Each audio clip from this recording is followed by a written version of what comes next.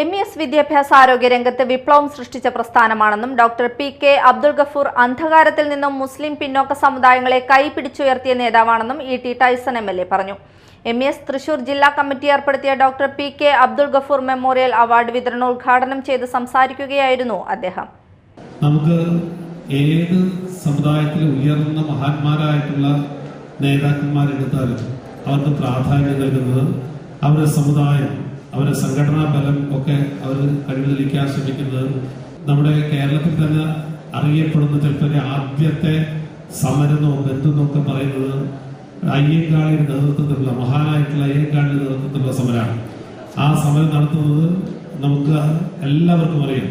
എന്താണ്, അതൊരു കൂലി വർധനവിന് വേണ്ടിയല്ല, പുതിയ ഡിമാൻഡ് നേടാനുള്ളതല്ല, മറിച്ച് അവരോടൊപ്പമുള്ള അവരുടെ സമൂഹത്തിലുള്ള അവരുടെ കൂടെയുള്ള പഞ്ചമി എന്ന കുട്ടിക്ക് വിദ്യാഭ്യാസം നേടാൻ, മറ്റുള്ളവരുടെ ഒപ്പം തന്നെ വിദ്യാഭ്യാസം നേടാനുള്ള ഒരു അവസരം ഉണ്ടാക്കണം എന്ന് പറഞ്ഞുള്ള സമരമാണ്. വളരെ പ്രധാനപ്പെട്ടതാണ്.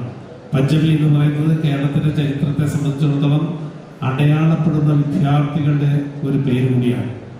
ഇവിടെയാണെന്നുണ്ടെങ്കിൽ ഒരുപാട് ആളുകൾ ആദരിക്കപ്പെടുന്നത് നമ്മുടെ വളരെ അടുത്ത സുഹൃത്തുക്കളാണ്. ഗവേഷണ മികവ് തെളിയിക്കപ്പെട്ടാണ്. അമിതാഭ് ബച്ചൻ സാർ പോലെയുള്ള ആളുകൾ. പഠിപ്പിക്കുക എന്ന് മാത്രമല്ല അവരുടെ ലക്ഷ്യം, പഠിപ്പിക്കൽ അവർ നന്നായി പഠിപ്പിക്കും, വണ്ടക്കൽ എന്ന് പറഞ്ഞ രീതിയിൽ.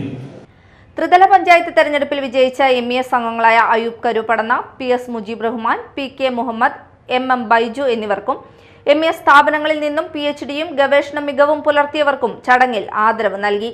MES ജില്ലാ പ്രസിഡന്റ് PK മുഹമ്മദ് ഷമീർ അധ്യക്ഷത വഹിച്ചു.